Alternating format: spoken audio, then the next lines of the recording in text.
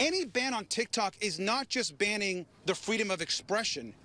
You are literally causing huge harm to our national economy. California Congressman Robert Garcia among the many voices rising in defense of TikTok, the online platform used by an estimated 170 million Americans. Trouble is, national security experts have issued a barrage of emphatic warnings about the popular site, insisting it is controlled by the Chinese Communist Party and can be manipulated for intelligence gathering and propaganda. Americans need to ask themselves whether they want to give the Chinese government the ability to control access to their data. This week, an overwhelming bipartisan majority in the House approved a measure ordering TikTok's Chinese parent company to divest itself of the platform or face an outright ban in the United States. The First Amendment does not give the Chinese Communist Party the right to American data or the right to manipulate the minds of Americans. Panel: TikTok's CEO and many folks who built online businesses on the digital platform claim they are unfairly being persecuted by the legislation, which now moves to the Senate. Gary Pollan, I don't know if you're on TikTok, but I know you've read about this issue. Yeah, I have, and I think Representative Crenshaw nailed it. I think, and as did the FBI director, this is a national security threat. The Chinese get the analytics, the communists, they get the information from our people that are on TikTok.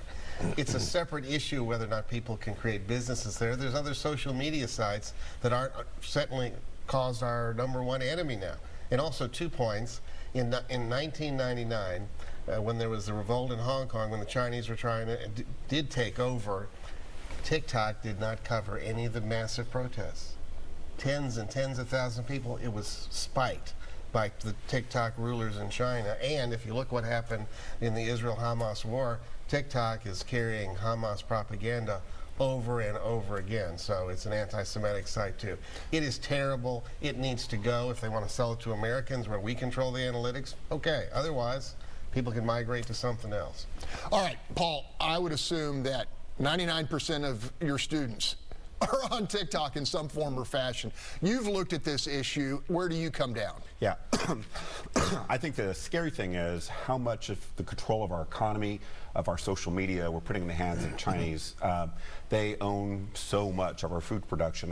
They're starting to buy up huge swaths of our land, and now we're letting them in our social media and wormhole into our kids' brains. I think this is a very dangerous app. And the algorithm is one thing, but the access that they now have to our phones and our data is an entirely different thing. Chinese play a long game. I'm worried about the kinds of photographs they might be pulling up, text messages between people they're going to pull up and be able to possibly use that as blackmail. All right, I've said many times if Tamara Bell were on social media, she'd be one of the biggest influencers in Houston, but you choose to spend your time and energy doing something else. I do know that you keep in touch with young people. What do you make of this? This is deeply concerning to me because it shows you how the value of the country in the younger generation's mind is diminished to nothing. They don't care. They really is like, I'm gonna make money here. My friends will get to see me. Okay, excuse me, my imaginary friends will get to see me, because there's a difference between the delusion of friends you have on the internet versus the friends you can actually touch and reach out to. So let's get that concept first. And the fact that they know that this can be manipulated. The important part was about the Hamas, about the Gaza Strip, and what you saw on TikTok and what you didn't. When the one young person told me recently, well, you know, the whole bombing of Israel was fake. And I was like, excuse me? That was fake. I saw it on TikTok. I'm like, TikTok is where you get your news. Maybe the National Enquirer is cheaper. You can get that in the grocery store when you walk by, because for me, there is no difference. They have got to do something about this.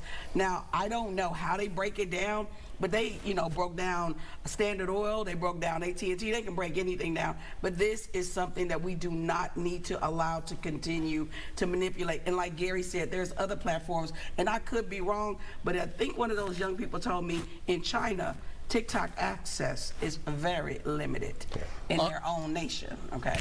Bob Price, you keep an eye on national security issues. Is there in terms of the Communist Party running this? There is, but that's the hard part to see, the analytics and the intelligence gathering information that they're pulling out of everybody's phones across the country. that's hard to measure. They promised one time that they weren't going to do it anymore, and yet they still are. And they promised again they weren't going to do it, and they still are. They say they're going to put up a firewall, but the firewall's got big holes in it. And so you can't see that part. But the part that's easy to see is the propaganda side of it, what, like you mentioned with the Israel and Hamas war. But look this week at what they did in pushing out messages to people, millions and millions of people, on what to go to say to Congress and how to say it to Congress and do this and do that. By your demographics, you know, here's your congressman's office. All of that kind of information. So that makes it very difficult. Imagine if the Chinese Communist Party was allowed to own NBC or CNN or Fox News Channel. The FCC has laws in place to protect that. We need these same kind of laws to protect social media. Final word to you, Sue Lovell. Is this a slippery slope? Well, I agree with they're saying. I mean, you know, my sons are on TikTok and trying to explain to them that the stuff that they get is manipulating them. I think what we have to do to the young people is demonstrate, not just tell them, because they don't listen to us, demonstrate how this is happening, how this is affecting, show me and show them how really dangerous this is to them. All right, we're going to leave it.